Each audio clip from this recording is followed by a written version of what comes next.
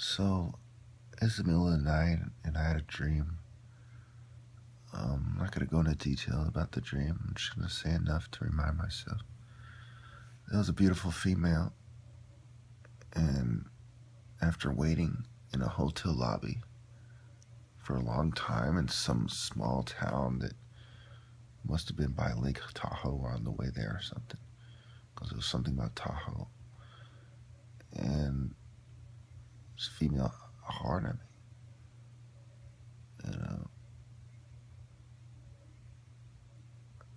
she basically asked me if I have a girlfriend. And then she was like, "You couldn't say that on the phone." And then I was like, "Do you have a boyfriend?" And she was silent. And then I said, I think I said three things. I want to say I said three things, but I don't remember two. And then I said, well, can I have your number so I can say it on the phone? Oh, I did say the things, because the last thing I said was, "Okay, I'll shut up now." And she kind of laughed. And then she said something along the lines of, "You can have my number." And then I fucking woke up, after being pretty much harassed in my dream by a certain group of people who, in the dream, they made it known who they are. And I was kind of ignoring them in my dream, and then I kind of, as I paid them attention, it became obvious who they are. At first they were just these certain ethnic group, but I'm not going to get into that. Well, the main reason of this video is to talk about how I have an oath and that would never happen in real life. In real life, I'm on a mission that doesn't end well for me, to put it lightly. No matter how this ends, it doesn't end well. My mission, my path is more extreme than gang members, and I'm not a terrorist, but one could compare it to being a terrorist because my political activism and the way it's going on. But the main reason I made this video is to bring up this. We shouldn't call it gang stalking. We should call it psychological warfare. And yesterday I had a ton of ideas, brilliant ideas, compared to this kind of writer's block I've had, this kind of creative block I've had. And I realized that the drugs they're giving me, they're not just messing up my grammar. Sometimes I can't find the right word. In one of my speeches the other day, I called these people trash bags, for instance. And it's not the first time I've been in that position where I can't find the right words. I'm surprised I do as well as I do with my freestyles, because I would do better, And then I came up with this idea for a shirt that was, a great idea. And so, I'm sure that if I wasn't drugged for a long time, I'd come up with such great ideas, such artistic, poetic material.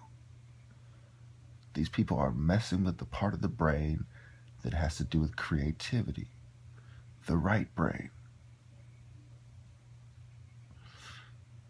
And they're messing with the left brain, which is the part of the brain that has to do with organization.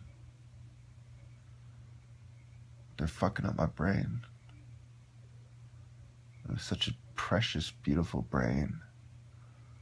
If I may say so myself, I'm such a great person. And what they've done is just so unforgivable. They've reduced my looks. They've messed with my brain. Permanent cognitive damage from psych meds and covert drugging. I'm still insightful, still perceptive. But I'm only a fraction of what I could have been. I could have been more than just the martial art champion of the world. Now, when I first put it in a song that I was God's gift, I referred to my morality, that, my perspective, I was such but now I truly appreciate, all cockiness aside, that I was a gift from God to humanity. Perhaps we all are. Life is precious. A child is a gift. I was a gift to my parents, and they wanted me to be some kind of geek who works hard, studies hard all day, doesn't play too much sports, doesn't play too much video games, doesn't live his life. And one day comes out to be a nerd who's a mathematician or something. They always used to say they want me to be a mathematician. Part of it is because I did Algebra 2 in kindergarten. And I remember my first grade teacher, Mrs. Sullivan, she used to say, "Oh, those blank boys," my last name. He said they can do, all this complicated math and all this stuff, but can they write neatly? Because I couldn't, my penmanship was sloppy. Damn white social norms, man. These people, they never appreciated genius. And if you don't think the way they want you to do, they persecute you and they do a psychological warfare. From now on, I will not call it gang stalking, government harassment, or government stalking. There's one phrase that sums it all up, and that's psychological warfare, people. And I'm talking like this because it's the middle of the night, and all this stuff hitting me. They hindered my creativity, my revelation, my physical prowess. They're scum. They are sickos. They are satanic. Because I did things in a way that God would have me do. They have launched psychological warfare against me for years and years. They have declared war on me. Don't you understand? Don't you understand what it means for everyone else? This is their protocol. This is their policy. This is their procedures. This is what they do.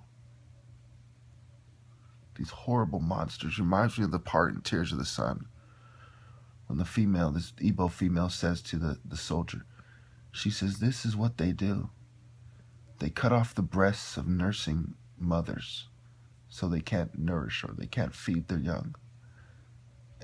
And when I thought of that, I didn't just think of the Muslims in Nigeria, the Nigerian government during the Civil War. I thought of the secret societies behind them. This is what the Satanists do. They attack everything that is precious and sacred and holy. This is what they fucking do. And they should be killed for it. The best advice I can give people in general, especially people who are targeted and selected for psychological operations and psychological warfare, mind warp, is never forget what they are trying to do. And it is safer to assume anything that happens in your life that seems to help them do what they're trying to do is, originates or starts with them. Whether they're trying to do it through a gypsy or an atheist movement or your teacher at school, your family members, your girlfriend, new age bullshit, your military instructor, your martial arts teacher, wherever it happens, however it happens, hallucinations, etc. Because even if you're somebody who has done drugs and is mentally ill, it doesn't mean they're not going to do it to you. Probably means that you're a great candidate for it. But never forget what they're trying to do, And if you think that these death pills that psychiatry give you can help you, that's your choice. I personally think that, a very small percent, 0.001% of mental patients benefit from pharmaceuticals, as we have them right now. Marijuana is probably the closest thing to a drug that actually helps you, but, whatever suits you. But never forget what they're trying to do as far as indoctrination, as far as influencing you and convincing you. Never forget what they're trying to do and what it means for you. So always expect them to do it. Always look for it. You have to be assertive. You have to be proactive. You have to be relentless. A lot of people will say your brain is working overtime. It's hyperactive. You have to be careful who you trust with what is going on. You pretty much can't trust anyone. They're going to try to refine the art of gaining the victim's trust, you know, from people that you respect or people that you love or people you're attracted to. Don't let them do it. Always, always remember what they are trying to do and why. Watch this whole series through.